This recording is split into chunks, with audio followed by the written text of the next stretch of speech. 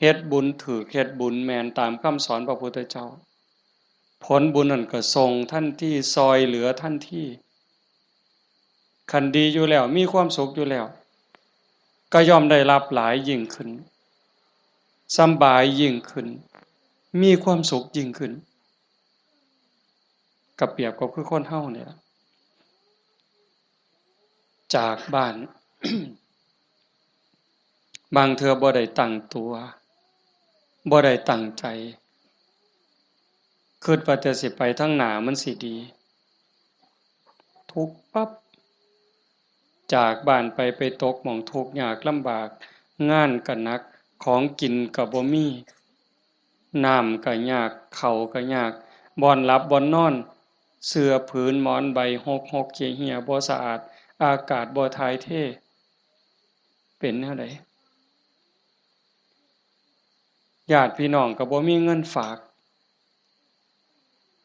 ส่งไปซอยก็บ่มีนั่นก็คือทุกข์ต่อไปแต่คันถ้าบุญเจ้าของก็เฮ็ดไว้พอสมควรสร้างไว้ทำไว้จากโลกนี้ไปปั๊บก็คือไปสู่ที่ดีไปต่างบ้านต่างเรือนบ่อนอยู่ก็ดีบ่อนนอนก็ดีบ่อนกินก็ดีอาหารการกินบ่อึดบ่อยากอยู่ในสถานที่ที่สะดวกสบายนำซ้ำพี่น้องก็ฝากเงินไปให้ส่งเงินไปให้กินบ่ไหวใส่บ่หมดนี่คือเหตุผลบอกญาติโยมทั้งหลายไว้บ่ต้องเชื่อทันทีแต่เฮาพิจารณาเฮ็ดโลดก็บ่แม่นว่าสิต้องเฮ็ดบุญแจกข้าวแบบยิ่งใหญ่เด้เฮาตักบาตรอันนี้ก็อุทิศคือกันเด้สมมุติว่าคือมื้ออื่นนี่มื้อแลงคือตอนนี้บ่มีหยังนิมนต์ครูบาอาจารย์เพิ่นมาสวดมนต์ปกติฮอดมื้อเช้าก็ทำบุญตักบาตรแล้วก็อุทิศบุญกุศลไปถึงอันนี้ก็ซ้ำแจกข้าวใส่บาตรหน้าบ้านหน้าเรือนอันนี้ก็ซ้ำแจกข้าวไปจังหันไปเพลอันนี้ก็ซ้ำแจกข้าวอาตมาเว้ายืดยาวซื่อๆแต่ว่าคันโยมเฮ็ดโยมตั้งใจยามแลงกินข้าวแลงแล้วก่อนหลับก่อนนอนผู้เป็นลูกเป็นหลานเด้ผู้เป็นสามีเด้ก่อนหลับก่อนนอนไหว้พระไหว้พระอรหังสัมมาสวากขาโตสุปฏิปันโนเนี่ยคันทำวัดใดก็ทำคันทำบ่ใดก็เอาซ้ำนี่จากนั้นก็ตั้งนะโม3จบสวดอิติปิโสใดก็ดีคันสวดบ่ใดก็ซ้ำตั้งนะโม3จบแล้วก็นั่งสมาธิตั้งใจนั่งสมาธิคือเฮาเฮ็ดอยู่ตอนนี้สงบจิตสงบใจยืดกายตรงดำรงสติให้มั่นเฉพาะหน้าหายใจเข้าหูหายใจออกหูสิใส่พุทโธก็ได้ยุบหนอพองหนอก็ได้คือบ่ต้องใส่หยังบ่ต้องว่าอันใดบ่ต้องคิดอันใดมีสติหูเพียงแค่ลมเข้าลมออกลมหายใจเข้ามันกระทบที่ปลายจมูกผู้บางคนกระทบที่ริมฝีปากผู้บางคนลมชัดเจนที่ซ่านดังลมเข้ามันสิเย็นจักหน่อยลมออกมันสิอุ่นจักหน่อยเฮาก็ฮู้อยู่ส่ำนั้นหลับตาเบาๆเฮ็ดใจสำบายหายใจเข้าหูหายใจออกหูได้5นาที10นาทีคันยิ่งหลายเท่าใดแฮ่งแต่ดีได้จัก30นาทีโยมลองเบิ่งเด้มันเป็นบุญยอดบุญที่เว้าเนี่ยคันเฮาสิเฮ็ดบุญแจกข้าวตามธรรมเนียมตามประเพณีเหตุข้องที่บ้านเมืองเพิ่นพาเฮ็ดเลี้ยงเหล้าเลี้ยงยาขาหมูขางัวจ้างหนังจ้างหมอลำหมดเป็น400,000 500,000เว้าซื่อๆหมดเงินเป็น400,000 500,000แบบว่ามาเลี้ยงหนังจ้างหนังจ้างหมอลำเลี้ยงเหล้าเลี้ยงยาหมดเป็น400,000 500,000บ่ได้บุญหลายซ้ำนั่งสมาธิ5นาทีซ้ำดอกไม่ออก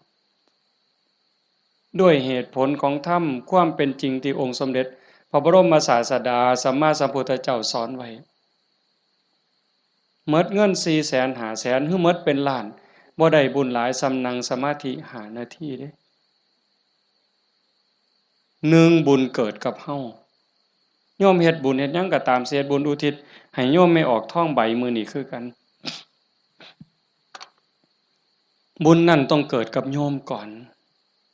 เกิดขึ้นกับจิตกับใจกลายเป็นสมบัติของโยมทุกคนซะก่อนแล้วก็จังอุทิศไปถึงบุญบ่มีโตแต่มันก็มีอานุภาพบาปบ่มีโตแต่ก็มีคุณภาพมีอานุภาพบุญส่งเสริมให้เกิดความสุขเกิดความสะดวกสบายเกิดความเจริญรุ่งเรืองในชาตินี้ในชาติหน้าได้สมหวังดังใจอันนั้นย้อนบุญบาปตามเผาผลาญเผาล้นให้เกิดความทุกข์ความเดือดร้อนความทุกข์ความเดือดร้อนในบ้านในเรือนในชีวิตในครอบครัวเฮ็ดให้เกิดความผิดหวังนั่นให้โยมเข้าใจว่าผลของบาปทั้งหมดแต่สิ่งเฮ็ดให้เกิดความสุขเกิดความสำบายอกสำบายใจลูกดีผัวดีเมียดีขาทาสบริวารคนรอบข้างเป็นคนดีมีศีลมีธรรมไว้เนื้อเสื่อใจสุขภาพแข็งแรงอายุมั่นคนยืนบุญทั้งหมดเฮาสิเฮ็ดบุญอุทิศให้ญาติให้ผู้ใดก็แล้วแต่บุญต้องเกิดกับจิตกับใจเฮาก่อนคือกันกับเฮาสิเอาขนมเอาเงินเอาทองเสื้อผ้าหนาแพร่เครื่องใส่ไม้สอยหยิบยื่นให้คนที่เฮาอยากให้สิเป็นไผก็ตามที่เฮาอยากให้เพิ่นเฮาก็ต้องมีของสิ่งนั้นในมือเป็นกรรมสิทธิ์เด็ดขาดของเฮาจะเอาขนมให้เอาเงินให้เอาหมักไม้ให้พ่อแม่พี่น้องลูกเต้าเหล่าหลานเฮาต้องมีขนมมีเงินมีทองมีหมากไม้เป็นสมบัติส่วนตัวเป็นกรรมสิทธิ์ของเฮาโดยเด็ดขาดจังสิสามารถหยิบยื่นให้ลูกให้หลานให้พ่อแม่พี่น้องบุคคลที่รักจังสิได้บุญคือกันต่างกันกับแก้วแหวนเงินทองบักไม้บักไหลจักหน่อยคือแก้วแหวนเงินทองบักไม้บักไหลนั่นเฮาให้แล้วมันหมดให้แล้วมันหมดแต่ว่าบุญนี่แห่งให้แห่งได้แห่งให้แห่งหลายแล้วก็บ่จำเป็นจะต้องยุ่งยากอีหยังหลายเป็นหยังจังเว้าหลายแต่บุญเนี่ยเพราะว่าบุญมันเป็นที่พึ่งพระพุทธองค์เพิ่นบอกว่าปุญญานิปะละโลกัสสมิงปฏิทาหนติปานินังเพราะเหตุว่าบุญนั้นเป็นที่พึ่งของสัตว์ทั้งหลายในโลกนี้ในโลกหน้าพร้อมทั้งโลกต่อไปชี้แจงอีกนิดนึงบุญเป็นสื่อของความสุขความดีความงามความโล่งโปร่งเบาความสบายอกสบายใจก็เกิดจากการคิดพูดทำในสิ่งที่ถูกต้องโยมเคยสุขคนเฮาคิดถูกต้องแล้วเว้าถูกต้องเฮ็ดถูกต้องสบายใจมีความสุขมีความเอิบอิ่มเฮาสบายใจแล้วยิ่งมันเป็นประโยชน์กับตัวเฮาเป็นประโยชน์กับพ่อแม่พี่น้องกับผัวกับเมียกับลูกกับหลานยิ่งเป็นประโยชน์กับคนหลายเท่าใดเฮาก็ยิ่งภูมิใจเท่านั้นนั่นคือบุญหลาย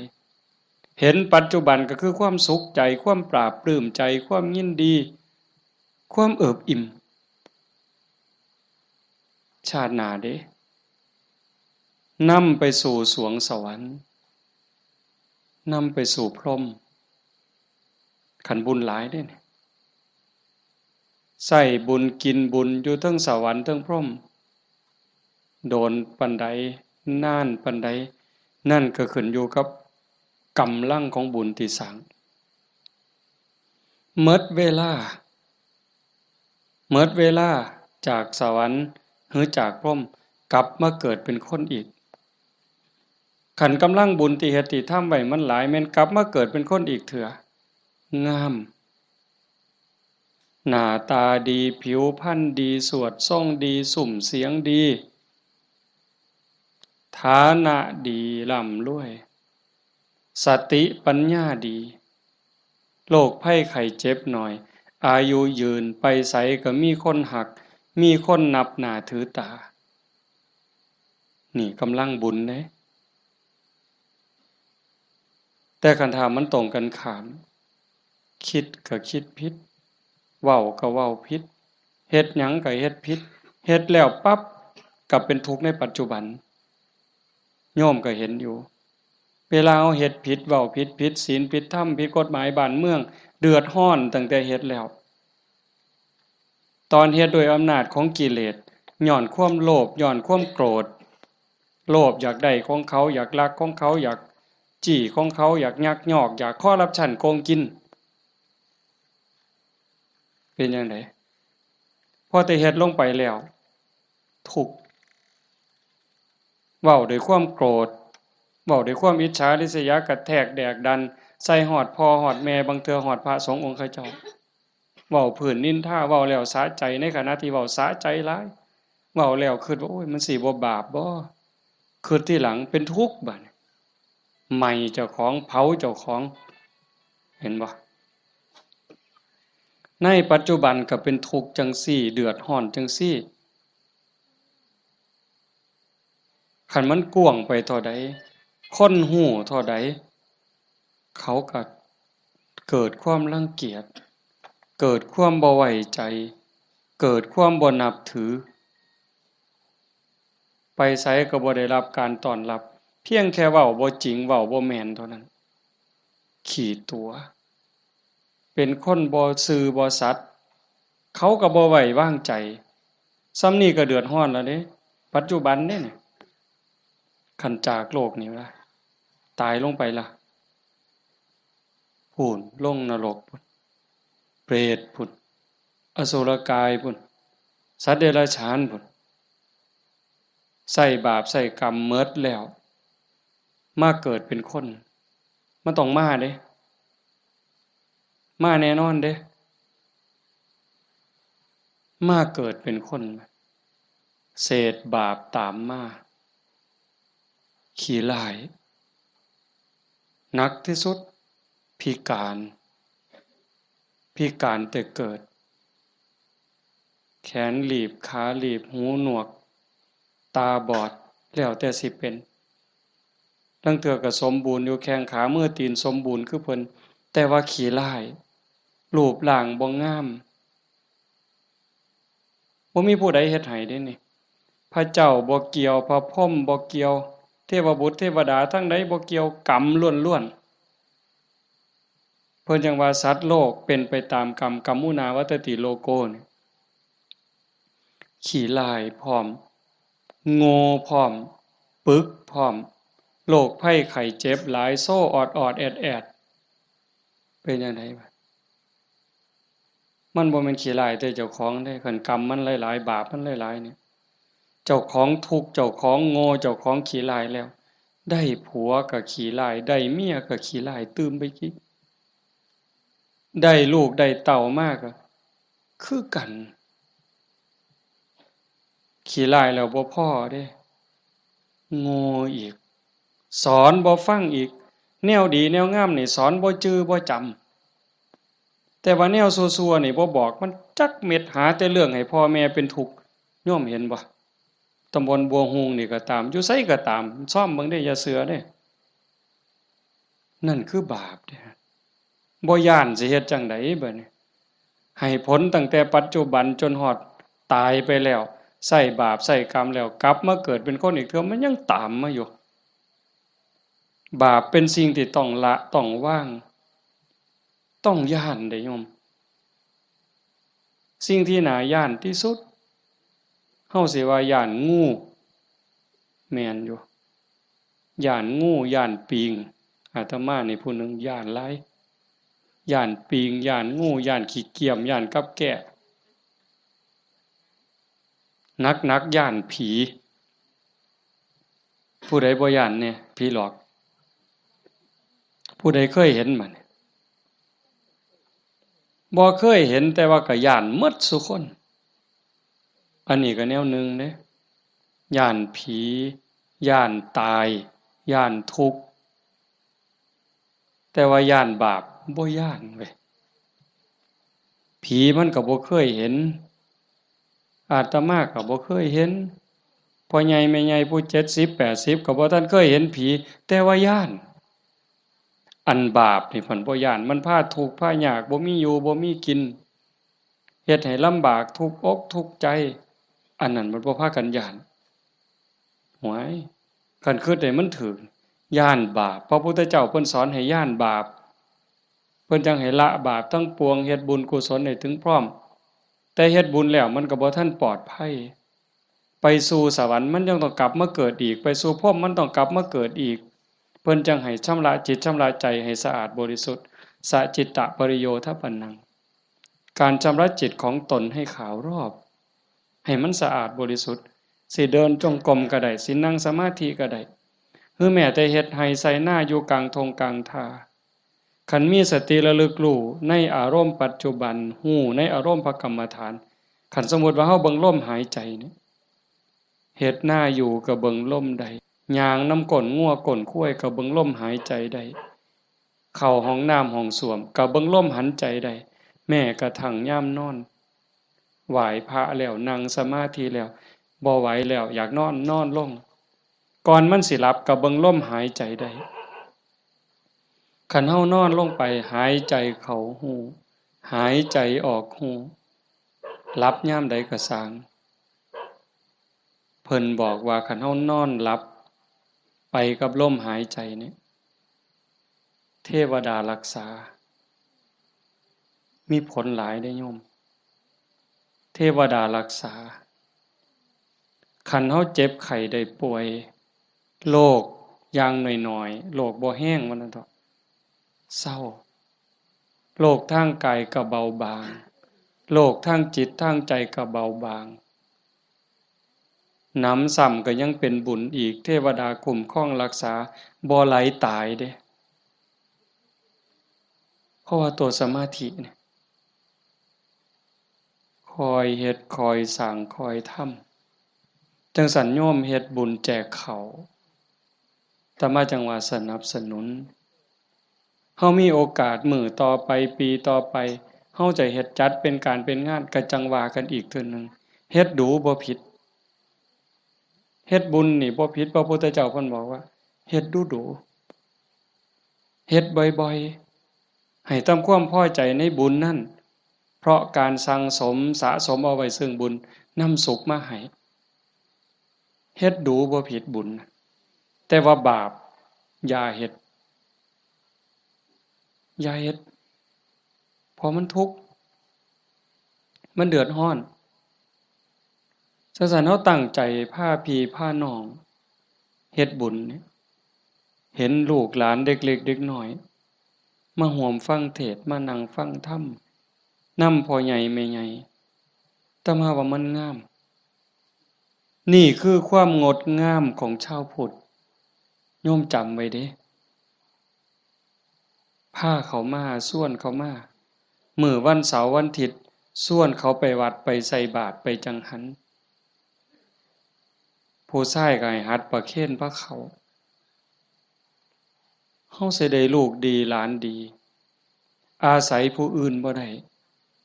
การศึกษาทางโรงเรียนบางเทื่อก็ลืมเรื่องเหล่านี้บางโรงเรียนเด้แต่ลางหม่องเพิ่นก็ยังดีอยู่พ่อแม่ปู่ตายายย่ายเฮานี่ล่ะแม่ป้าพ่อลุงแต่มาเชื่อว่าโยมทุกคนอยากให้ลูกดีหลานดีอยากให้เขาเป็นคนดีเพื่อเฮาสิเพิงเขาได้ในมื้อข้างหน้า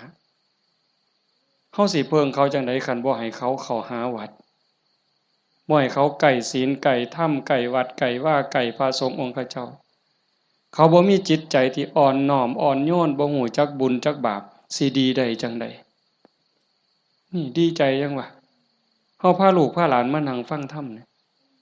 เขาฮู้อยู่เด้เขาเข้าใจในบางเรื่องบางอย่างอยู่อย่างน้อยๆเขาก็รู้สึกว่าเขาเป็นบุญเป็นสิริเป็นมงคลมีเหลืออย่างเดียวโยม เหลืออย่างเดียวที่จะเฮ็ดให้ชีวิตปัจจุบันเฮามีความสุขชีวิตในอนาคตมีความสุขมีความเจริญบ้านเมืองปักกลุ่มสุมเย็นคือศาสนาคือศาสนาเรื่องกฎหมายนี่โยมเลิกยังเพิงบ่ได้ 100%ยิ่งพวกนักการเมืองสสต่างๆเศร้าเว้านำเศร้าเว้านำเลยพวกนั้นเพิงบ่ได้เข้าหาประโยชน์ใส่ตัวเขาต่างหากหักเข้าจริงๆบ่เป็นพี่เป็นน้องเขาจริงๆบ่อือฮึบ่มีดอกคันเขาหักเข้าจริงๆนะหักบ้านหักเมืองจริงๆเขาต้องเฮ็ดสวัสดิการให้เฮาได้หลายบ่ต้องเอาของมาแจกดอกบ่ต้องเอาเงินเอาทองเอาข้าวเอาของมาให้เฮาดอกพูนเขาไปสภาพพุ่นนำความทุกข์ความเดือดร้อนเฮาไปเว้าเป็นเรื่องเป็นราวต่อสู้เพื่อให้เกิดความมั่นคงในการเป็นอยู่ของพี่น้องประชาชนแต่นี่เฮาบ่เห็นมีแต่ไปเถียงกันอยู่คนละมุมก็เถียงอย่างเดียวมุมนั้นเฮ็ดถูกกูก็สิเถียงเฮ็ดผิดก็สิเถียงเฮ็ดถูกก็สิเถียงนั่นคือเขาบ่ได้หวังประโยชน์กับเฮาแต่สิ่งที่เฮาเพิ่งได้คือศาสนาวัดว่าอารามครูบาอาจารย์หลวงปู่หลวงตามื้อใดครูบาอาจารย์บ่หวังดีกับเฮายามมื้อเช้าไหว้พระทำวัดสวดมนต์ก็แผ่เมตตาสัพเพสัตตาสัตว์ทั้งหลายที่เป็นเพื่อนทุกข์เกิดแก่เจ็บตายแผ่เมตตาแล้วก็กรวดน้ำอุทิศบุญกุศลบ่มีที่สุดบ่มีประมาณยามเช้ามาบิณฑบาตคือแม่โยมสิไปวัดไปจังหันไปเพลให้พรเพิ่นบ่ได้ให้เล่นเด้สัพพิติโยนั่นคือเอาจิตเอาใจเอาความหวังดีปรารถนาดีอุทิศให้ยิ่งได้เจริญสมาธิเจริญภาวนาจิตสงบจิตมีพลังโยมฮู้เองเด้เนี่ยโยมทุกคนฮู้เองเนี่ยนั่งฟังอาตมาเว้ามานี่มัน30นาทีแล้วโยมฟังอาตมาเทศน์มา30นาทีคนที่ตั้งใจนั่งสมาธิฟังแต่แรกสิรู้สึกว่าตอนนี้กายเบากายโยมเบาใจโยมเบาใจมันสงบใจมันมีกำลังใจโยมเริ่มมีความสุขลึกๆเนี่ยพิสูจน์ได้ในคำสอนพระพุทธเจ้ามันบ่ได้ล้าสมัยอีหยังท่านสมัยล้ำสมัยไปอีกล้านปีพุ่นโยมเป็นพยานเด้อาตมาบ่ได้เว้าเอาเองเด้ทุกคนที่นั่งสมาธิฟังธรรมน้อมจิตน้อมใจลงสู่กระแสธรรมตอนนี้กายเริ่มเบาจิตเริ่มเบาความเอิบอิ่มรู้สึกปลื้มใจในตนเองมันเกิดนี่คือบุญเนี่ยแต่มาจังหวะแต่ตอนแรกโอ้ยอย่าว่าแต่500,000ต่อให้100 ล้านเฮ็ดบุญตามเขาว่าเนี่ยบ่มีเหล้าบ่มีบุญบ่มีเหล้าบ่เป็นบุญบ่ขาหมูขางัวบ่เป็นบุญบ่มีหนังบ่มีหมอลำบ่เป็นบุญพวกหมู่นั้นต่อให้100 ล้านสภาพที่จิตใจเป็นสุขสงบร่มเย็นมั่นใจมันย่อมมั่นใจเด้แต่กันเฮ็ดแบบนั้นเฮาสิมีอารมณ์เย็นแบบนี้บ่สิมีความรู้สึกอบอุ่นใจปลาบปลื้มใจยินดีใจมั่นใจว่าญาติตายไปแล้วสิได้บุญบ่มีดอกนั่นเว้าซื่อๆเชื่อซื่อๆมีความเชื่อแล้วก็ถูเอาสีข้างเขาถูเพิ่นว่าหุ่นลู่ว่าไปซื่อๆเฮาก็ลองหลับตาเบิ่งศีลข้อที่1มีบุญต้องมีศีลมีกินต้องมีทานคำโบราณเพิ่นว่าข้อที่1ปานาติปาตาเวรมณีเจตนางดเว้นจากการทำสัตว์ที่มีชีวิตให้ตกล่วง ผู้ใดก็ฮักชีวิตคือกันกับเฮาหมดมันก็บ่อยากตายนอนมันก็บ่อยากตายเม่งไหม้มันก็บ่อยากตายบ่ว่าแต่อยากตายเลยแม้แต่เจ็บมันก็บ่อยากเจ็บเฮานี่บ่หาแต่เขามาถิ่มมาแทงด้วยมีดด้วยหอกเด้ตั้งแต่หมอฉีดยาเฮาเจ็บเฮาป่วยสิฉีดยาให้เฮาหายเจ็บหายป่วยบางเทื่อเฮาก็ย้านเจ็บภาษาเข็มฉีดยาส่ำนั้นแล้วเขาบ่ได้ฉีดให้ตายบ่ได้ฉีดให้ทุกข์ทรมานอีหยังฉีดยาเพื่อรักษาโรคเจ็บไข้ได้ป่วยเพื่อให้เฮาได้แข็งแรงเฮายังย้านนี่แค่เจ็บเด้เนี่ยสินับภาษาหยังบัดนี้เอาค้อนทุบหัวเขาเอามีดปาดคอเขาเอาใจเขามาใส่ใจเฮาทบทวนจังซี่เฮาก็เห็นว่าล่ะข้อที่หนึ่งขาแล้วมันสิได้บุญมาแต่ไสบาปแล้วครับเลี้ยงเหล้าเลี้ยงยาข้อที่หาขาดไปอีกคันยิ่งมีหนังมีหมอลำมาอีหยังสิตามมาศีลข้อ3หลายๆคนอาจสิขาดย้อนงานบุญเฮางานบุญเฮาคือเอาเองเนี่ยมาเบิ่งหนังเฮาผู้บ่าวผู้สาวอาจสิเสียเนื้อเสียตัวย้อนเบิ่งหนังโป๊ย้อนเบิ่งหมอลำสิ่งมันเว้าลามกแม่นบ่แม่นไม่ออกบ่ออกทบทวนเอาเองอดีตหมู่เจ้าทบทวนเอาเบิ่งหนังขาหนังแกงกินเหล้าเมายาแล้วตีกันตึ้มบัดนี้เมาเหล้าแล้วเว้าเข้าป่าเข้าดงโกหกพกล่มใส่ลายป้ายสีศีลข้อ4เสียอีก1แล้ว3 4 5เสียข้อที่2มาเบิ่งหนังเฮามาเบิ่งหมอลำเฮากลับไปลักไก่นำทางไปต้มอีกต่างหากหมดอ้อยส้อยเลยเฮาเป็นต้นเหตุของบาปเลยบัดนี้แต่คันเฮ็ดแนวนี้อันพวกมานั่งฟังเทศน์นี่เอาตั้งแต่เด็กน้อยจนฮอดผู้เฒ่านี่ผู้ใดคือสิไปขากบเนี่ยลบไปนี่ผู้ใดสิไปขากุ้งเนี่ยแล้วบ่มีคือสิโอ้ยลบมื้อนี้ลักบักนาวนำทางดอกเว้ย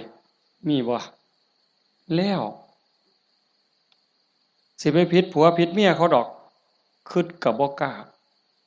เฮาเชื่อมั่นแล้วเด้บาปมีบุญมีชาติหน้าชาติก่อนมีนรกสวรรค์มีเฮ็ดดีดีจริงเฮ็ดชั่วจริงผู้ใดเฮ็ดอันใดได้อันนั้น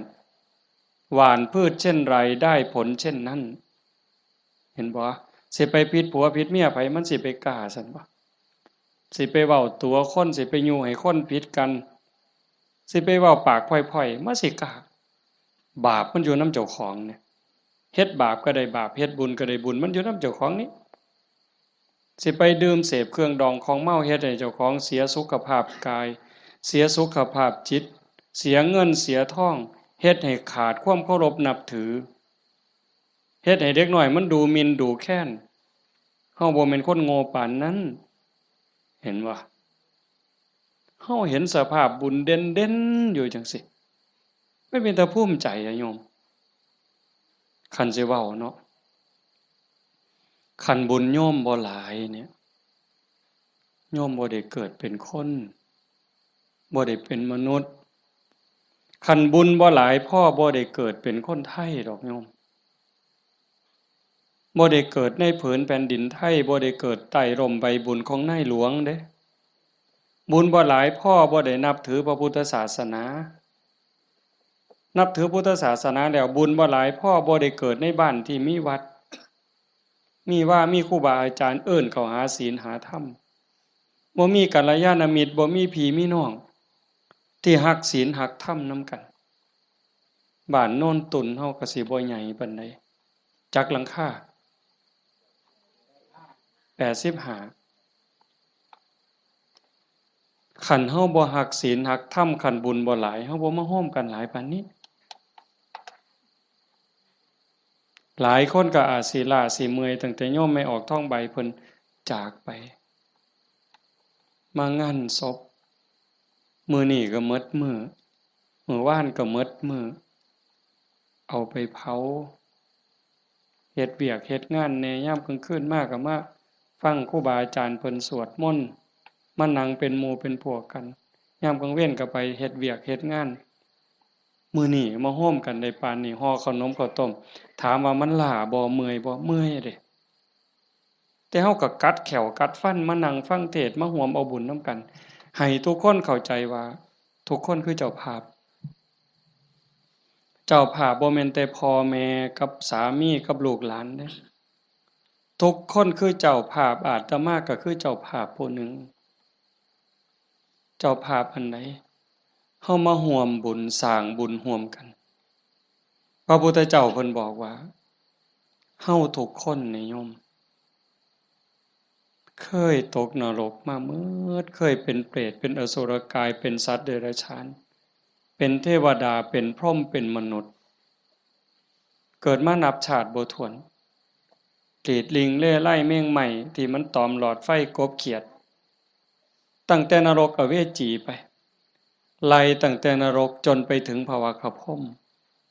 บ่มีสัตว์โตใดบ่มีจิตวิญญาณดวงใดที่บ่เคยเกิดเป็นพ่อเป็นแม่เป็นพี่เป็นน้องเป็นผัวเป็นเมียเป็นญาติร่วมสายโลหิตเฮาเคยมาหมดแต่ว่าเฮาบุญหลายชาตินี้เนื่องจากว่าชาติก่อนๆพบก่อนๆเฮาเคยมีศีลห้ามีกุศลกรรมบท10ที่สร้างไว้ทำไว้พอสมควรจังส่งผลให้เฮาได้เกิดมาเป็นคนมาเป็นมนุษย์ผู้มีศีลละเอียดให้ทานไว้ดีรักษาศีลไว้ดีเจริญสมาธิไว้ดีรูปร่างหน้าตาผิวพรรณฐานะสติปัญญาจังดีจังงามกลัวกันเป็นขันเป็นตอนนั่นคือพลังบุญของเจ้าของจังสันโยมไม่ออกท่องใบสาสังที่เพิ่นจากไปตะมาว่ากลับบ้านเก่าบ่ได้ตายดอกเมื่อบ้านเก่าอีหยังเมื่อบ้านเก่าดินเมื่อบ้านเก่าลมเมื่อบ้านเก่าไฟเมื่อบ้านเก่าน้ำเมื่อบ้านเก่าเพราะว่าเฮายืมเขามายืมจากธรรมชาติยืมจากดินน้ำลมไฟมาปั่นเป็นเนื้อเป็นตัวหมดเวลาเขาก็มาเอาคืนโยมเคยยืมเสียมไทบ้านบ่เคยยืมเสียมเคยยืมมีดเคยยืมบักจกเคยยืมขอดหน่อยเคยยืมขาดบ่ยืมเพิ่นมาเนี่ยสิสัญญาก็ตามบ่สัญญาก็ตามลางเทื่อเฮาสัญญาว่ายืมไปจักมื้อเนี่ยแต่เฮาเอามาเพิ่นก็ว่าเอาไปซะเอาไปใส่จักมื้อก็เอาไปตอนนั้นเพิ่นบ่ทันจำเป็นถ้าเกิดเฮาเอามาฮอดเฮือนปั๊บเพิ่นเกิดมีเรื่องจำเป็นขึ้นมาด่วนๆเพิ่นมาเอาคืนโอ้ข่อยเอามาเฮ็ดซะก่อนเด้อข่อยจำเป็นแล้วเฮาก็ว่าโอ้ยข่อยยืมของเจ้ามาตัวเฮาสิไปว่าจังได๋ต่อรองจังได๋บ่ได้เด้มันของเพิ่นคือยืมเงินยืมทองเขานี่แหละยืมมาใช้หนี้บ่ยืมมาซื้ออยู่ซื้อกินหยังก็แล้วแต่ฮอดวันเวลาบางเทื่อบ่ทันฮอดยิ่งบ้านนอกเฮายืมแบบพี่แบบน้องบ่ได้สัญญาอิหยังกันพ้อหน้ายามใดเพิ่นก็ทวงลางเทื่อเพิ่นบ่ทวงเฮาก็เกรงใจอันนี้ก็ยังพอเว้ากันได้แต่กับพญามัจจุราชต่อรองแนวใดพญามัจจุราชบ่เห็นแก่เงินค่ำแม่นสิมีเงินกือไทยเอาบ่มีได้บ่สนไต่โตะบ่สนผู้ใดมีอำนาจนายพลนายพันเจ้าใหญ่นายโตพระสงฆ์องค์เขาเจ้าคุณสมเด็จบ่งึดบ่สนใจซ้ำบ่เกรงใจอีกซ้ำขันบาปหลายก็โยนนรกโลดขันบุญหลายก็ไปตามทางจังสั่นเฮามีบุญได้เกิดมาพ้อพระพุทธศาสนามีกัลยาณมิตรมีพี่มีน้องที่หวังดีต่อกันเฮาก็ตั้งใจเฮ็ดบุญให้เจ้าของเฮ็ดบุญในมื้อนี้เทิงทานเทิงศีลเทิงภาวนาฟังเทศน์ฟังธรรมอ่อนน้อมถ่อมตนขนขวายในกิตติชอบเนี่ยก็ขอให้เฮาตั้งใจว่าเฮาเฮ็ดให้เจ้าของเบื้องต้นโยมทุกคนก็เฮ็ดให้เจ้าของเด้ไหว้พระ คันเว้าถึงบุญนะโยมตั้งแต่ไหว้พระเนาะคันเฮ็ดด้วยความเข้าใจเด้คันเฮ็ดด้วยความเข้าใจเพียงแค่เฮาไหว้พระอรหังสัมมาสัมพุทโธภควาเข้าใจในความหมายว่าพระพุทธเจ้าเป็นพระอรหันต์ดับเพลิงทุกข์เพลิงกิเลสตรัสรู้ชอบได้ด้วยพระองค์เองเข้าใจว่าพระพุทธเจ้าคือไผเนี่ยแล้วก็กราบลงไปบุญมหาศาลหลายกว่าสร้างโบสถ์เป็นหลังบุญไม่ออกห่วยเว้าไปปื้ออีกเด้คันสร้างโบสถ์บ่เข้าใจเฮ็ดโบสถ์แข่งกันถือกระสอบไปหาเหลี่ยไล่ได้เงินมากก็ขายน้ำทางในกินเหล้าเนี่ยบ่เป็นประโยชน์สู่เฮาเฮ็ดจังซี่บ่ได้สัมอะระหังสัมมาสวากขาโตภควตาธัมโมพระธรรมเป็นสิ่งที่พระผู้มีพระภาคเจ้าตรัสไว้ดีแล้วถูกต้องแล้วงดงามแล้วเป็นไปเพื่อดับทุกข์ในคำสอนพระพุทธเจ้าเข้าใจจังซี่แล้วกราบลงไปงามๆโอ้ยส่ำนี้ก็พ่อโยมสุปฏิปันโนภควโตสาวกสังโฆพระสงฆ์สาวกของพระผู้มีพระภาคเจ้าปฏิบัติดีแล้วพระสงฆ์คือไผด้วยความเข้าใจของชาวบ้านคือนี่โกนหัวนุ่งเหลืองห่มเหลืองเนี่ยอันนี้เป็นสมมุติสงฆ์แต่สงฆ์จริงๆโยมก็เป็นสงฆ์คู่แห่งบุรุษ4คู่นับเรียงตัวบุรุษได้8บุรุษพอออกไม่ออกก็คือพระญาติโยมก็เป็นสงฆ์เป็นพระขันโยมปฏิบัติดีมีศีลมีธรรมมีจิตใจเมตตากรุณาโมทิตาอุเบกขาหวังดีกับทุกคนความโลภความโกรธความหลงความอิจฉาริษยาอาฆาตพยาบาทในใจของญาติโยมหน่อยลงหน่อยลงเบาบางลงถึง20% 25%หมดไป25%ความโลภความโกรธความหลงอิจฉาริษยาเบาบางไปจากใจเฮา25%โยมเป็นพระโยมเป็นสงฆ์มีลูกมีผัวมีเมียเฮ็ดให้ใส่หน้าทำมาหากินเป็นปกติแต่โยมกลายเป็นพระอีหลีได้บ่เนี่ยเป็นพระอีหลีพระจริงๆที่พระพุทธเจ้ายอมรับนับว่าเป็นลูกเห็นบ่อาตมาบ่ได้เว้าเอาเองจักเม็ดเด้อโยมนุ่งเหลืองห่มเหลืองโกนหัวนอนอยู่วัดแต่ขันธากิเลสยังมีบ่ลดไปลางเทื่อก็ขี้ร้ายกว่าชาวบ้านอีกบางหม้องบางมื้อบางวันบางเวลาอาตมาก็ผู้หนึ่งบางมื้อก็ขี้ร้ายกว่าโยมแนวนี้ก็เป็นแค่สมมุติสงฆ์บ่ทันเป็นที่ยอมรับของพระพุทธเจ้าพระสงฆ์ปฏิบัติดีปฏิบัติซื่อตรงตามคำสอนพระพุทธเจ้าบ่คดบ่ง้อบ่ออกนอกทางปฏิบัติเพื่อออกจากทุกข์มีชีวิตเพื่อกำจัดกิเลสหายใจเข้าก็เพื่อกำจัดความเห็นแก่ตัวหายใจออกก็ทำลายความเห็นแก่ตัวนี่ล่ะเฮ็ดหยังก็พอดีพองามหวังประโยชน์กับคนอื่นหวังดีกับคนอื่นเมตตาต่อผู้อื่นทำลายความเห็นแก่ตัวให้น้อยลงน้อยลงน้อยลงทำลายแค่ความเห็นแก่ตัวให้มันเบาลงบางลงหน่อยไปหน่อยไปนี่คือสงฆ์ปฏิบัติสมควรแก่การต้อนรับแก่การกราบไหว้ทั้งเถื่ออาตมาเนาะเวลาที่รู้สึกว่าเจ้าของบ่ดีโยมกราบซ้ำเอาหอกเอาดาบแทงยิ่งโยมศรัทธาเท่าใดแฮงแต่เป็นตาย้านผู้เฒ่าผู้แก่หัวขาวหัวค่อนสิเอาบักไม้ให้กราบแล้วยกใส่หัวหลับตาพูน คิดฮอดพ่อฮอดแม่ฮอดพี่ฮอดน้องบ่แม่นพ่อแม่ในชาติปัจจุบันฮอดชาติก่อนภพก่อนฮอดเจ้ากรรมนายเวรถวายน้ำขวดหนึ่งก็หวังบุญสอบทอพ่อต่อแม่พุ่นให้ขนมนมเนยใส่บาตรญาติพกถวายผ้าถวายผ่อนเงินทองแก้วแหวนเขาบ่ให้ย้อนหักเด้ให้ย้อนอยากได้บุญบ่ให้ย้อนหลงแต่ว่าให้ย้อนอยากได้บุญเกิดกับเจ้าของแล้วอุทิศไปให้พ่อแม่โย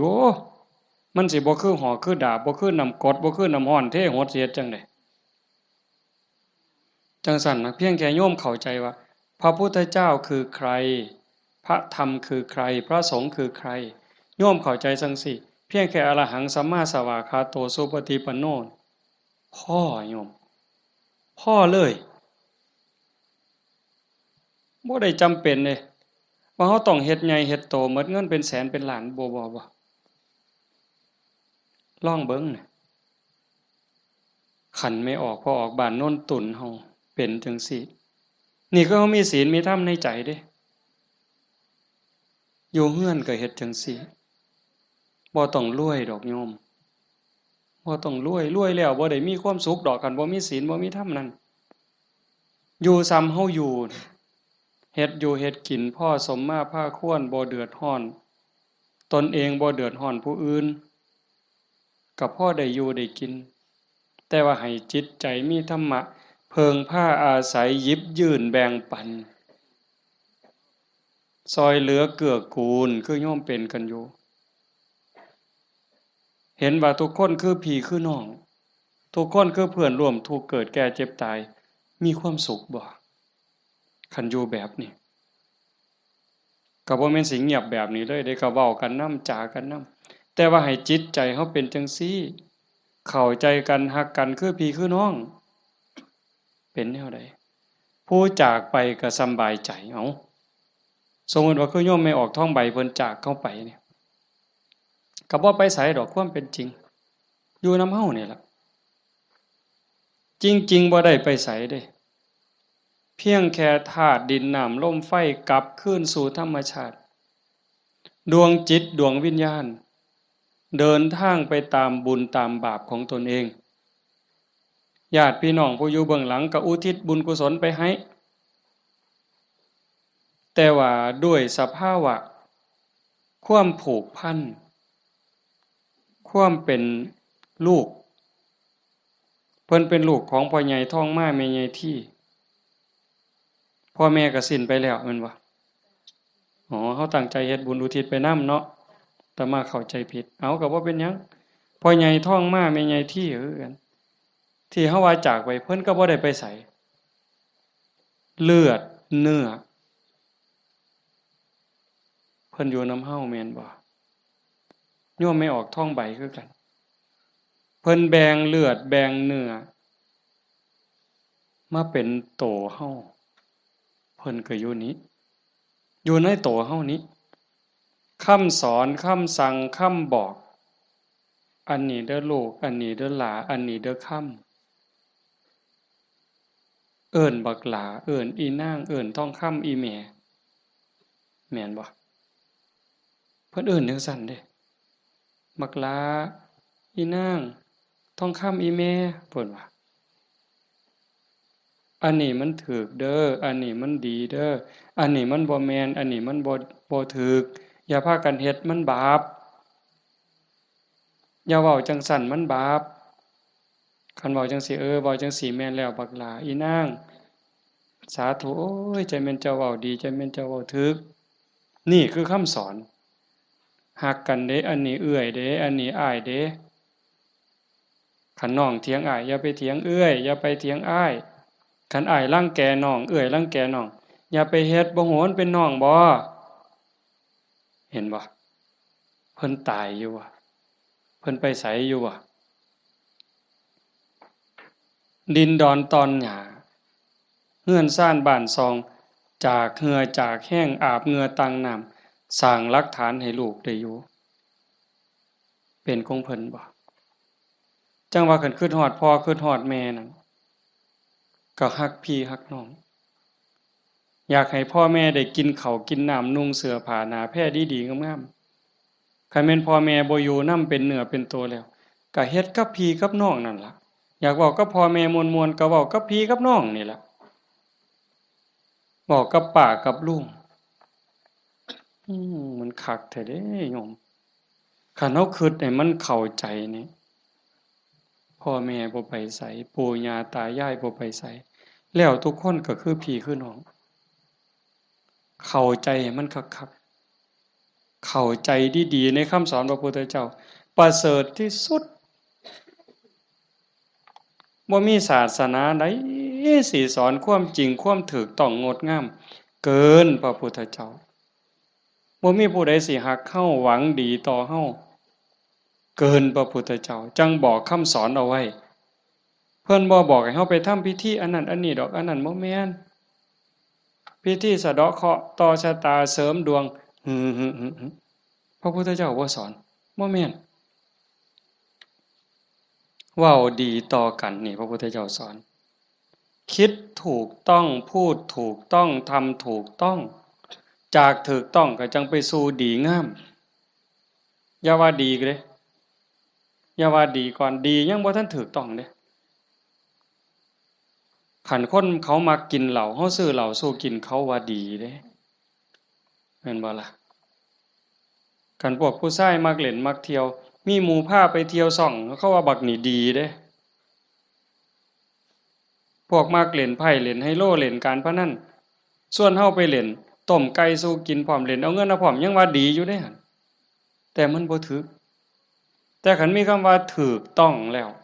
คิดถูกต้องเว้าถูกต้องกระทำถูกต้องดีงามตามมาบ่เสียหายจังซั่นจากนี้เป็นต้นไปเฮาบ่ว่ามื้อใดเฮาสิจากโลกนี้บ่มีผู้ใดฮู้จักคนว่าเฮามีเวลาอยู่ในโลกนี้อีกจักมื้อจักปีจักเดือนจักวันจักเวลาจักชั่วโมงจักนาทีบ่ฮู้จักคนโซ่ก็ตายบ่โซ่ก็ตายเด็กน้อยก็ตายหนุ่มสาวก็ตายผู้เฒ่าผู้แก่ก็ตายเฮ็ดจั่งใดสิไปว่าท่ามื้อนั้นก่อนท่ามื้อนี้ก่อนโอ้ยมันต่อรองได้ซะบ่มื้อนี้เฮายังมีสติมีปัญญาบ่เจ็บบ่ไข้โยมเอ้ยเฮาบ่ได้เจ็บบ่ได้ไข้บ่โรคบ่ได้ป่วยเฮ็ดหยังได้ให้เฮ็ดยิ่งกับพ่อกับแม่นี่เด้อฟ้าวเฮ็ดคันพ่อแม่เพิ่นยังมีชีวิตโอ้ผู้นั้นบุญหลายเด้อผู้พ่อแม่ยังมีชีวิตอยู่นี่ผู้นั้นมันบุญหลายเกินบุญโยม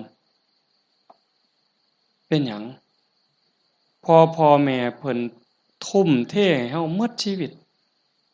เป็นครูคนแรกเป็นเทวดาของบุตรเป็นพรหมของบุตรเป็นพระอรหันต์ของบุตรทุกสิ่งทุกอย่างที่พ่อแม่เพิ่นมีเพิ่นให้เฮาหมดเฮาอยากรู้ว่าพ่อแม่นี่ฮักเฮาส่ำใดทุ่มเทเสียสละเพื่อเฮาส่ำใดโยมบ่ต้องไปถามเพิ่นดอกโยมถามเจ้าของถามเจ้าของพวกเฮาเป็นพ่อคนแม่คนโยมฮักลูกตั้งแต่มื้อใดโยมไม่ออกเด้โยมพอออกก็คือกันนั่นล่ะฮักลูกตั้งแต่มื้อใดฮักลูกตั้งแต่ว่ามีลูกเกิดในท้องแม่นบ่ไม่ออกฮะพอรู้สึกว่าตั้งท้องปั๊บนี่ไม่ออกนี่ฮักแล้วเด้ทุ่มเทความฮักให้กับลูกในท้องแล้วพ่อก็คือกันผัวคือกันทั้งที่บ่ฮู้เด้นี่ว่าลูกสิเกิดเป็นผู้หญิงเป็นผู้ชายสิขี้ร้ายหรือสิงามสิโง่หรือสิฉลาดสิพิการหรือบ่พิการสิเป็นพระหรือสิเป็นมหาโจรโยมบ่ฮู้เลยลูกในท้องนี่สิเป็นหญิงเป็นชายพิการหรือบ่สิเป็นพระดีจิตใจดีใจงามซ้ำพระเกินพระหรือสิเป็นมหาโจรยิ่งกว่ามหาโจรโยมบ่เกี่ยวฮักอย่างเดียวเลยบัดนี้แม่นบ่ไม่ออกแม่นอยู่บ่เนี่ยเพิ่นก็คือเฮาบัดนี้หาได้บาทใดก็เพื่อลูกหาได้ บักไม้บักไหลผู้ผัวไปป่าไปดงได้บักไม้บักไหลก็จะเอามาให้เมียกินเพื่อให้ลูกแข็งแรงพุ่นเด้คันว่ามันสิคลอดง่ายลูกสิแข็งแรงสิคลอดง่ายเมียน้ำนมสิหลายหามาเห็นบ่มือคลอดก็เกือบล้มเกือบตายผู้คนก็ตายอีหลีจักเจ็บจักปวดเพราะปานใดแต่เครียดให้ลูกบ่บ่ได้เครียดให้ลูกอยู่ไฟเดือน4เดือน5ม่วนซั่นบ่ตั้งแต่อยู่ใต้ห่มไม้เอาผ้าวี่มันก็เหงื่อแตกเหงื่อแตนนั่นนางฝิงไฟเด้นางฝิงไฟเดือน4เดือน5ต้มน้ำร้อนสดน้ำร้อนกินน้ำร้อน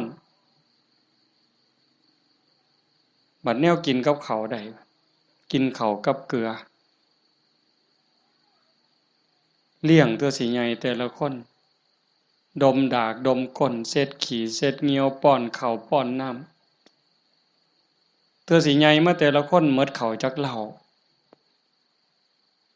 เสื้อผ้าหมดจักชุดหมดเงินจักแสนคือประมาณบ่ได้กลัวลูกสิใหญ่มาแต่ละคนเพิ่นก็คือกับเฮาฮักลูกจังซั่นสิตอบแทนแนวใดพระพุทธเจ้าเพิ่นสอนหน้าที่ลูกไว้ท่านเลี้ยงมาเลี้ยงท่านตอบเลี้ยงกายเพิ่นคือเพิ่นเลี้ยงเฮานะเลี้ยงใจเพิ่นก็คือเพิ่นเลี้ยงเฮาพ่อแม่เลี้ยงใจเฮาคือเพิ่นสอนอันใดถูกอันใดผิดอันใดดีอันใดชั่วอันใดเป็นบุญอันใดเป็นบาปอันใดควรบ่ควรนี่คือเพิ่นเลี้ยงวิญญาณเฮาก็เลี้ยงจิตวิญญาณเพิ่นด้วยการเป็นคนดีฮักกันระหว่างพี่ระหว่างน้องทำโตเป็นคนดีพ่อแม่สิโอ้ยโยมเป็นยาอายุวัฒนะอันนี้ก็บ่ต้องไปถามพ่อถามแม่อีกละถามโยมเนี่ยขันลูกเขาเป็นคนดีหูจักคว่ำหลานเสือถอยฟังคว่ำบอกง่ายสอนง่ายโยมมีความสุขบ่อยากยื่นบ่ขันยิ่งเป็นคนดีจนชาวบ้านเขายกย่องเขาสรรเสริญโอ้ยใจแม่นอ่อนซ่อนเด้อีหล่านี่มันก็หูจักคว่ำแต่บักหำนี่คือดีแท้เป็นตาอ่อนซ่อนเด้ย่ายอยากตายบ่บัดนี้ยื่นบ่เจ้าอยากยื่นแท้แต่ขันลูกมันบอกบ่ได้สอนบ่ฟังหลานก็โอ้บอกจังหนึ่งไปจังหนึ่งเถียงคำบ่ตกฝากแม่นสิป้อนสร้างมือละโตย่ายก็บ่อยากยื่นอยากตายให้มันแล้วอุกอังสังกะหยาลูกหลานมันบ่ฮู้จักคว่ำเอิ้นหาพญากรรมพญาเวรพุ่นแล้วมาเอาผู้ขาไปถอนโลดตัวแต่ซั่นยังว่าเลี้ยงพ่อเลี้ยงแม่เลี้ยงกายเลี้ยงใจพุทธเจ้าเพิ่นบอกเด้ท่านเลี้ยงมาเลี้ยงท่านตอบทำการงานของท่านซอยเวียกซอยงานส่วนเหือส่วนแห้งเพิ่นบ่บอกก็เฮ็ดแนวเฮ็ดได้แนวมันถูกต้องดีงามส่วนเวียกส่วนงานเพิ่นนี่คือเรื่องที่สองท่านเลี้ยงมาแล้วเลี้ยงท่านตอบทำกิจการงานของท่านรักษาวงตระกูลมิให้ตกต่ำอันนี้หน้าที่ลูกเด้รักษาวงตระกูลอย่าให้ตกต่ำอย่าเอาชื่ออย่าเอานามสกุลนี่ไปไว้นำตำรวจอย่าเอานามสกุลนี่ไปอยู่โรงอยู่ศาลอย่าเอานามสกุลนี่ไปอยู่คุกอย่าให้เขาดูหมิ่นดูแคลนโอ้ยซุ่มนั้นบ่เพิ่นว่าเป็นจังได๋คันลูกสาวก็บ่รักนวลสงวนตัวไปเที่ยวทั่วทิพย์คันลูกชายก็นักเลงจักกินเหล้าเมายาจักฆ่าจักยาเสพติดอิหยังลักศกจกหอฆ่าคนตีคนนี่ก็รักษาวงตระกูลบ่ได้คนเขาก็ดูถูกดูหมิ่นดูแคลนพ่อแม่ปู่ย่าตายายขายหน้าขายตาลูกติดคุกพ่อแม่ก็ติดนำติดบ่ไม่ออกว่าโตอยู่นอกคุกแต่ใจไปอยู่คุกคันลูกบวชพ่อแม่ก็บวชนำพุ่นโตอยู่ทงพุ่นแต่ว่าใจอยู่วัดเห็นบ่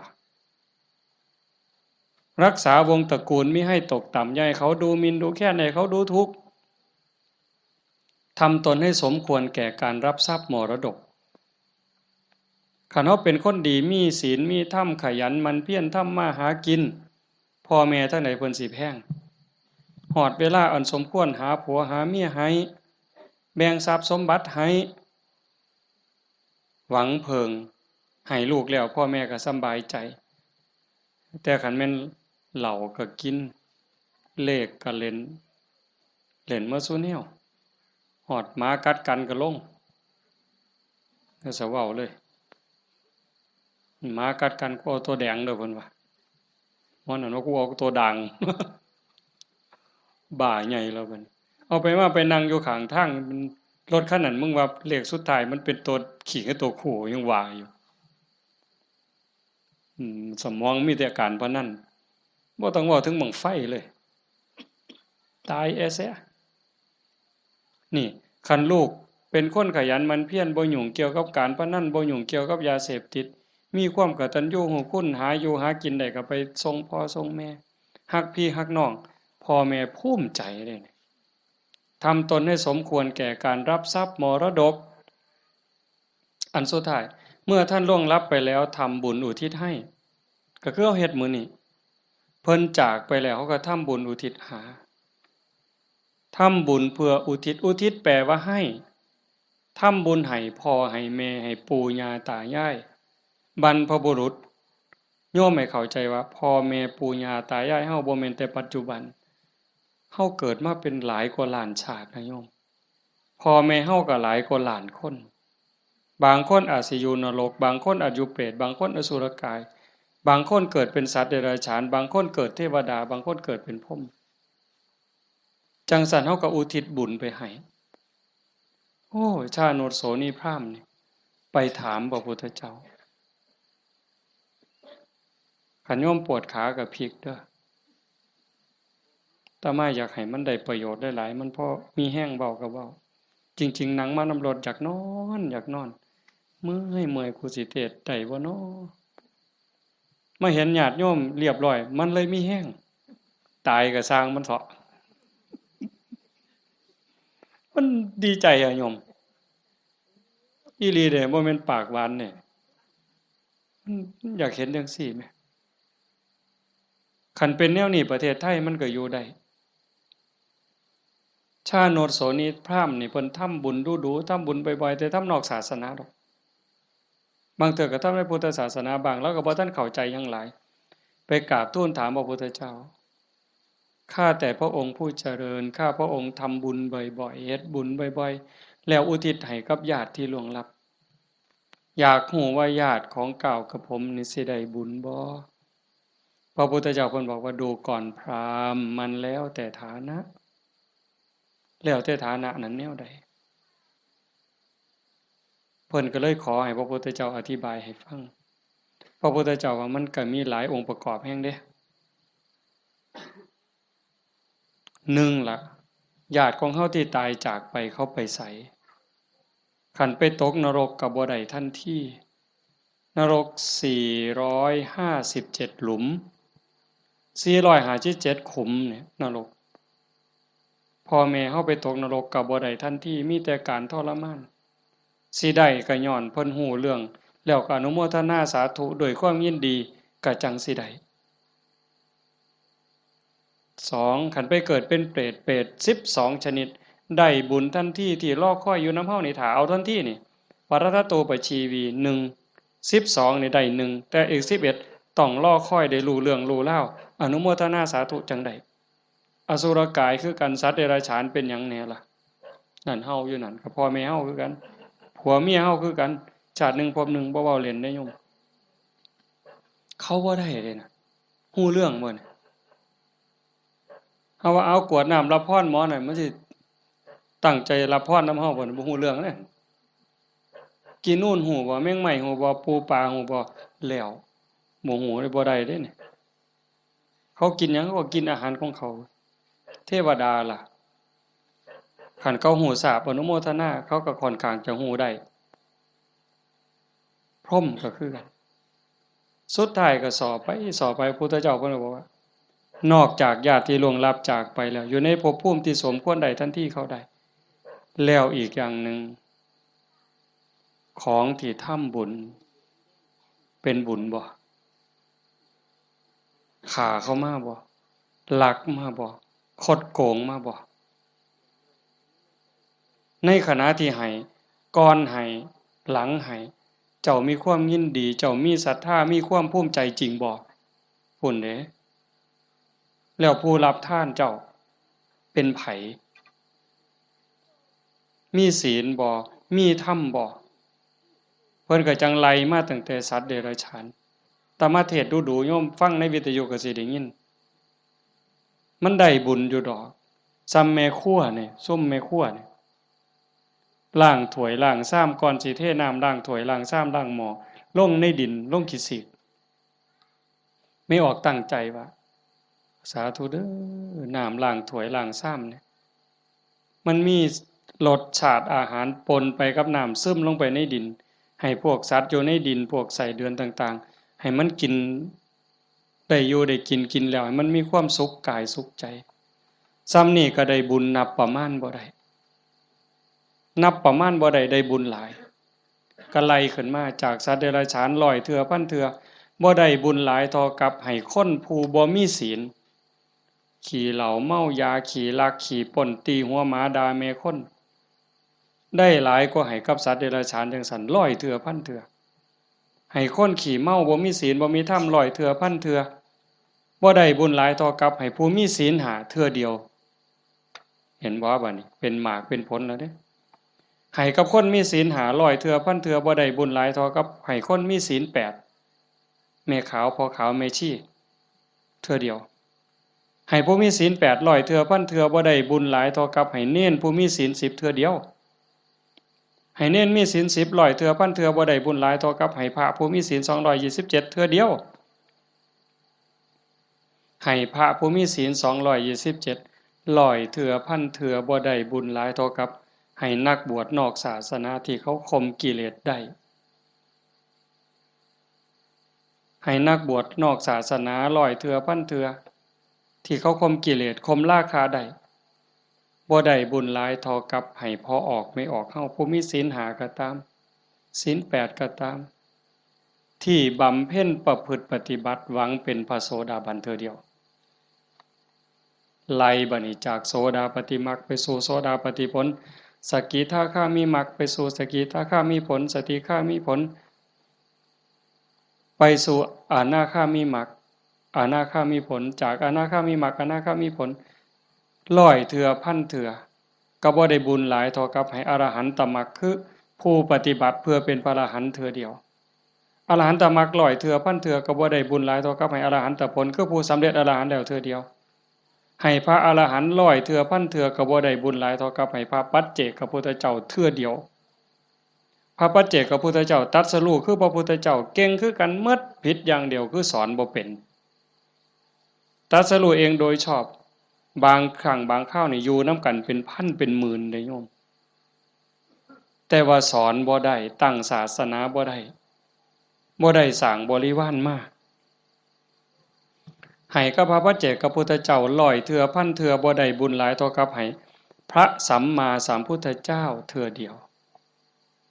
พระสัมมาสัมพุทธเจ้าคือพระพุทธเจ้าเฮานี่ล่ะเจ้าชายสิทธัตถะมาเป็นพระพุทธเจ้านี่เพิ่นสอนคนตั้งศาสนาได้ให้พระสัมมาสัมพุทธเจ้า100เทื่อพันเทื่อบ่ได้บุญหลายเท่ากับให้สงฆ์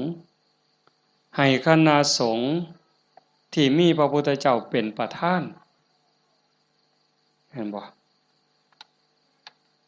ให้สงฆ์ที่มีพระพุทธเจ้าเป็นประธาน100เทื่อพันเทื่อก็บ่ได้บุญหลายเท่ากับสร้างวิหารเทื่อนึง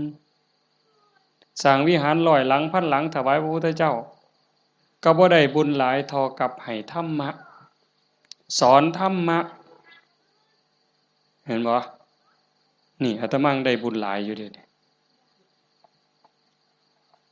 ที่อาตมาบ่ตายนี่มันก็ย้อนบุญตัวนี้เด้ให้ธรรมะเป็นฐานชนะการให้ทั้งปวงอาตมากำลังเว้าธรรมะบอกธรรมะให้ธรรมะแล้วเจ้าภาพเป็นผู้นิมนต์มาเจ้าภาพติดต่อบ่ได้บอกโยมไม่ออกต้องสุขนิมนต์อาจารย์เนี่ยโยมไม่ออกต้องสุขก็ได้บุญตรงนี้นำมาเนี่ยเห็นบ่คันบ่เจ้าภาพบ่เสนอบ่ อยากมีแนวนี้พี่น้องก็บ่ได้ฟังธรรมในขณะที่ฟังธรรมอยู่นี่พระเพิ่นบันทึกเสียงพร้อมเก็บไปเปิดวิทยุฮือดีบ่ดีเพิ่นกำลังถ่ายทอดสดอยู่เดี๋ยวนี้จังหวัดอุบลอำเภอสำโรงอำเภอวารินอำเภอเขืองในฟังนำเฮายโสธรมหาชนะชัยค่ำเขื่อนแก้วขอว่างฟังนำเฮาสุรินทร์โน่นหน้าไร่สำโรงทาบสังขะฟังนำเฮาเห็นบ่จากเจ้าภาพนิมนต์อาตมามาเว้าเนี่ยเพิ่นได้ยินนำเฮาหมดเฮาฟังกันอยู่นี่ประมาณ100แต่ฟังอยู่ทั้งบ้านเป็นพันบาดนี่บุญสิเอาซ้ำใดเจ้าถามเบิ่งสิเอาซ้ำใดเฮ็ดถูกเฮ็ดแม่นเนี่ยมันเป็นได้บุญนี่มันจะเอาไปใส่ได้นี่บ่ต้องลงทุนหลายซ้ำเห็นบ่ทำบุญอุทิศให้โยมเฮ็ดอุทิศส่งไปหอดไปถึงชาติโนโสนิพพานเพิ่นถามจังซี่ล่ะ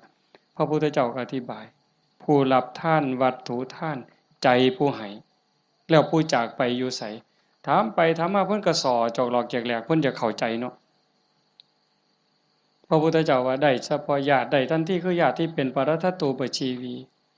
ชานุโสนิพพานมันก็เลยถามสอเข้าไปว่าข้าแต่พระองค์ผู้เจริญถ้าเกิดว่าญาติของข้าพระองค์ไม่ได้ไปเกิดเป็นปรัตถตูปชีวีบุญนี้จะไปไหน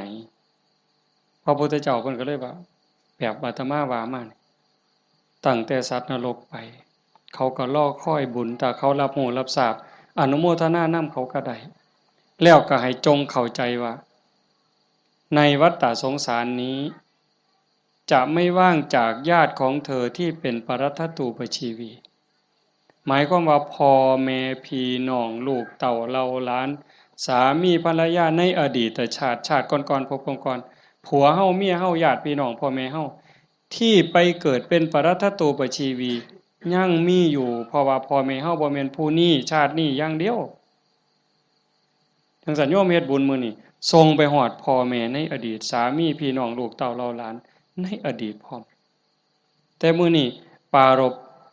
โยมพ่อใหญ่ทองมาแม่ใหญ่ที่พ่อใหญ่ทองแดงนี่ก็เสียชีวิตไปแล้วคือกันเนาะแล้วก็แม่ใหญ่ทองใบผู้ไว้ชนอ๋อหมายความว่าลูกหลานเฮ็ดบุญหาเนาะอาตมาเห็นในนี่ก็ว่ามันเป็นเจ้าภาพก็ต้องขออภัยก็บ่ผิดเพิ่นก็ฮู้จักและเข้าใจแล้วล่ะ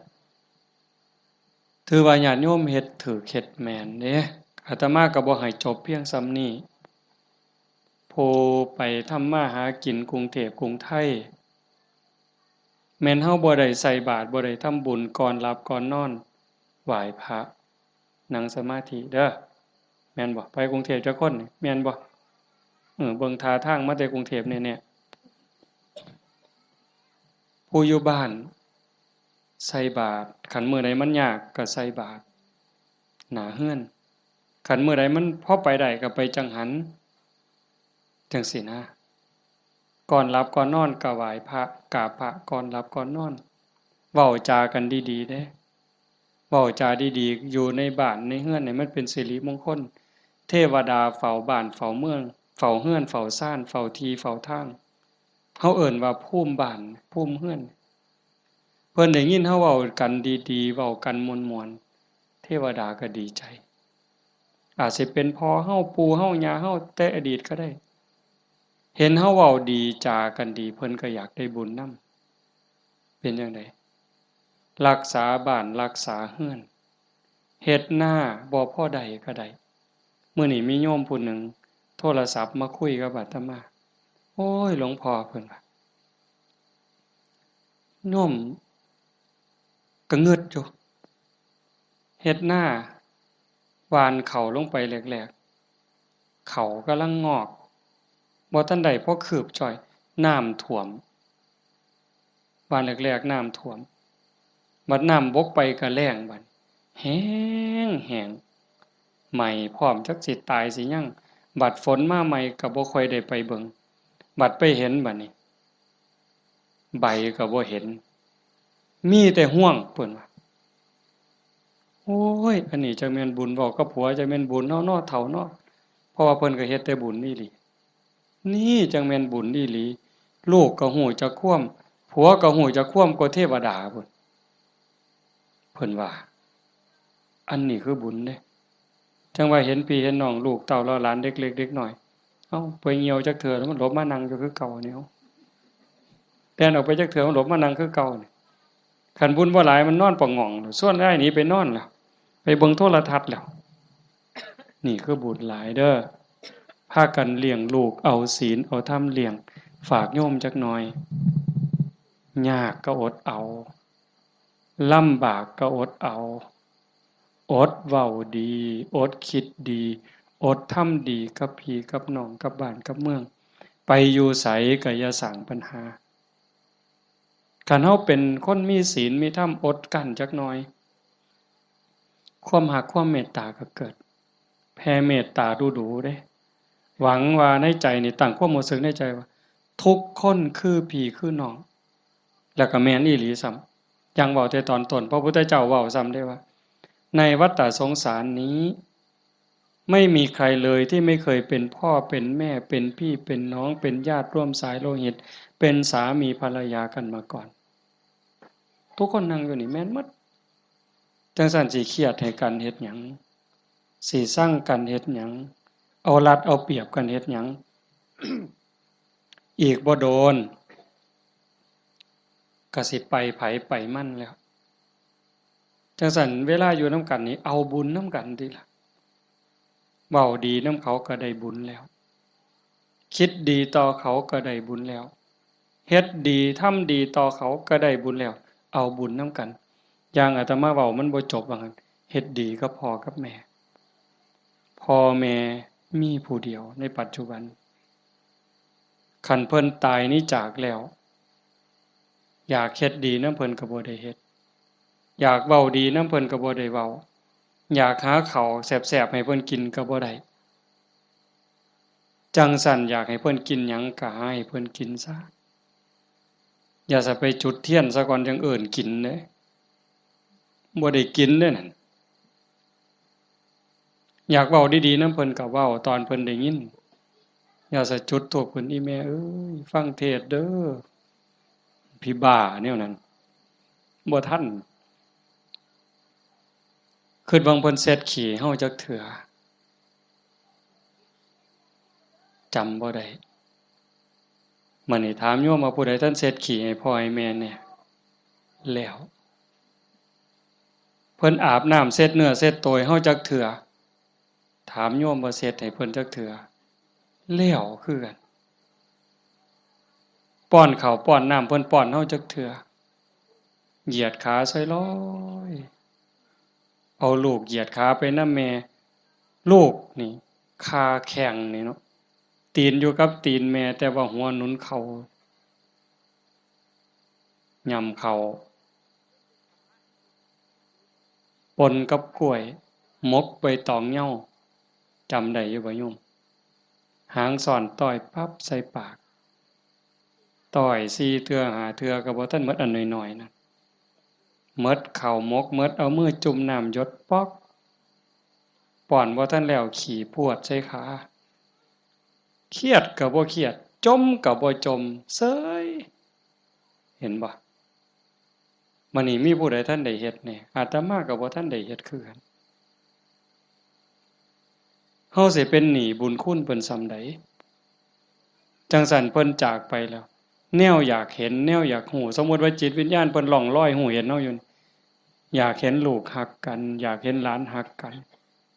ทุกข์ยากก็ช่วยเหลือแบ่งปันคือพี่คือน้องอย่าสิเฮ็ดคือบางซุ่มเด้